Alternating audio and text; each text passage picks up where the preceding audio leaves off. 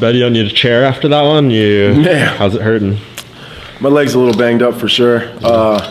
You know, I was pretty sure that I had tackled the leg kick problem after the Hector Lombard fight, but clearly me and Mark need to sit down and figure that problem out a little bit. I knew he was going to throw hard leg kicks, but I thought that I'd be able to counter those with a hard right hand. To be honest with you, even when I was checking him, he was kicking me out of my stance, so I wasn't able to. But it's just another thing we got to fix, you know?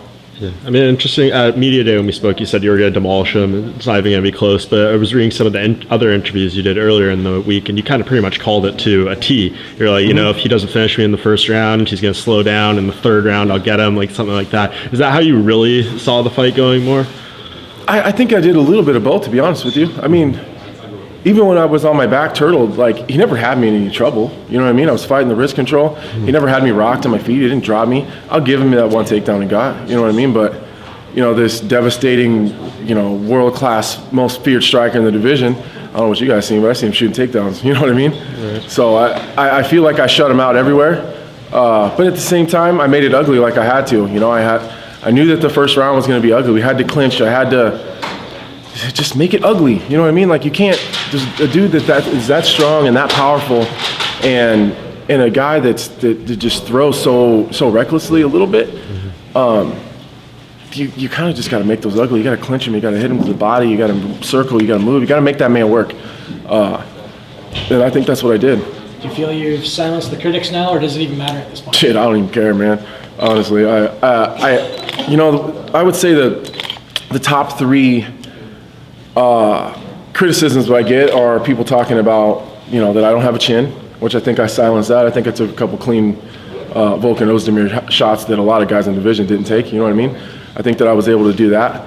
I think that another one is that I wasn't able to hang with the guys at the top of the division. I think I just proved that. And people say I don't have a ground game, and I think I just silenced that. So, I mean, no matter what, people are going to talk. It's just how it is at this point. But, man, I think I did a pretty goddamn good job of solidifying myself a title shot so they can say whatever they want. And obviously you called for it after the fight. If it's not forthcoming immediately, I mean, do you want to sit? Would you take another fight in the interim? I don't know right now, man. I've been, now here's the deal. I'm going to go ahead and get this out here now. I've said that I'll fight anyone, anytime, any place, but I also said that I need a break. My hand's pretty banged up. We're definitely going to need an x-ray. My leg's pretty banged up. So I don't want any of these idiot 205ers that are ranked in the division like you're, nothing against Dominic Reyes, but I can see it now. As soon as I get home on Monday, they're going to be calling for a fight. And I already said that I needed a break, and they're going to use this as an opportunity to say that I'm turning fights down. I'm telling you guys right now, I'm taking a fucking break. Like, I need a goddamn break. Did you come into the fight with any injuries, or is just all stuff that happened during? No, this is my fourth fight this year. It's my third in 5 months. You know, I got 3 young daughters, man, that I promised that I was going to spend the entire summer with, and I ended up fighting twice. You know what I mean? I need a break. I need time with my family. You know, I need to be a dad, and I haven't been able to do that for a while, consistently. You know what I mean? It's not fun being a dad on the weekends. You know what I mean? So I need to spend some quality time with my family, and I need to be able to check back in. Because fighting is a big part of my life, but there's other things that I do, and being a father is part of that, and being a family man is part of that, and I haven't been able to do that to the best of my abilities. When you finished the fight, you stayed on the ground for a while. You kind of, you know, rolled over onto your side a little bit. What was going through your mind all at that point when you were down on the ground, just the post? Man, I was just overwhelmed. You know, to be 100% honest with you, I'm just really happy for my jiu-jitsu coach. People have been talking so much shit about my ground game forever, and we just work so hard. I've been with the same jiu-jitsu coach for 10 years, you know, and I haven't had a submission win in the UFC yet, and I know that it drives him just as crazy as it drives me that people talk about my jiu-jitsu game. And I'm just really happy that we were finally able to get one. And to be honest with you, I'm kind of tired. You know, we were kind of slugging it out and banging a little bit. You know, I think I was able to let that brawler out of me a little bit more than Mark Montoya probably would have liked. And, you know, I think I got the better of a lot of those exchanges, but, you know, I was just tired, and I left everything I had in that rear naked choke. He wasn't getting out of that. John Jones was tweeting during the fight tonight. Someone asked him what he thought of your performance, and he just said it was okay. That was the end of it. What do you make of that? I mean, if he ain't worried about it, what's he watching for? You know what I mean? John Jones will worry about Alexander Gustafsson first. I think that performance is exactly the one that John Jones would hate to see. You're not just going to get me out of there with a little bit of flash and some hard punches. It ain't going to happen. But if I was John Jones, I'd probably be more worried about Alexander Gustafsson than Anthony Smith right now. Do you think he wins that fight against Gustafsson?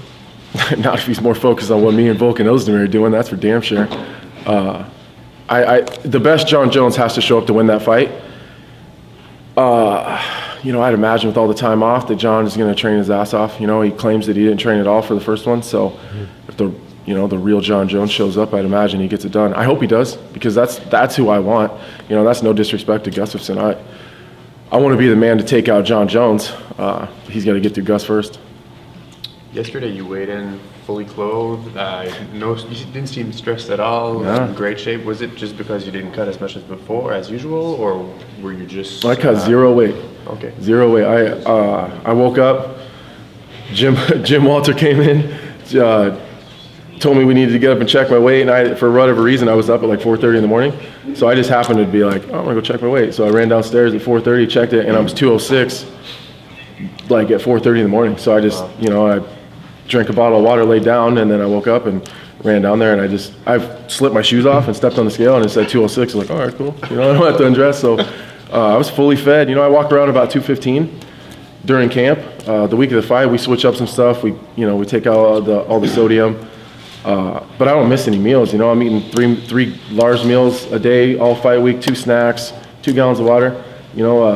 We just switch up some of the portions and stuff. And do you think, because Volkan yesterday looked a little smaller than tonight, much smaller, do you think that it was a factor tonight? Because you had the durability to finish him on the ground. I think that's definitely one of my. He was tired. Yeah, he was tired, but I think that the way that I fought him had a lot to do with that. Which was my whole goal, is just, I don't fight with the same type of pressure that like DC fights with. My pressure that I fight with is more mental. I just don't go away, and I'm always giving you something to deal with. So I think that had a little bit to do with it, but I fully expected him to be tired in the 3rd round.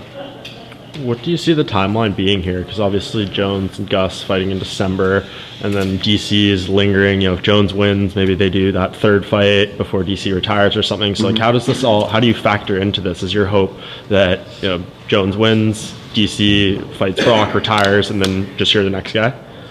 Yeah, that would be the perfect idea for me. Hopefully, DC wins. I like Derek Lewis. I don't really care what happens in that fight, to be honest with you.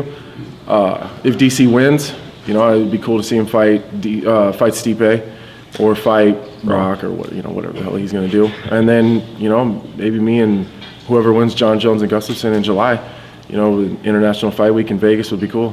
And just last thing from me, can you describe to someone who's not a fighter or anything, what those leg kicks feel like, especially after the fight? Because I don't think I've ever seen anyone sit on the side of the octagon for as long as you were after the fact, and then had to be helped out and stuff. What's the pain like there after the adrenaline goes away and everything? If you could imagine what it would feel like if Barry Bonds swung a baseball bat at your thigh like 9 or 10 times, it's probably pretty close to that.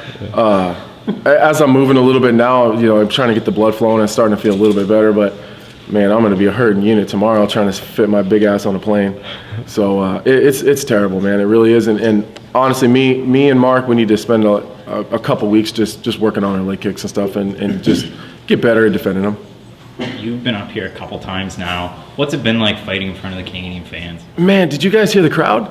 They were going crazy. And then Volkan came out and they were booing. It's almost like I almost felt like I was Canadian, man. It was awesome. I don't know if I'd get that kind of ovation in Nebraska. That was wild. I said at the beginning of the week, I didn't realize I had so many fans in Canada.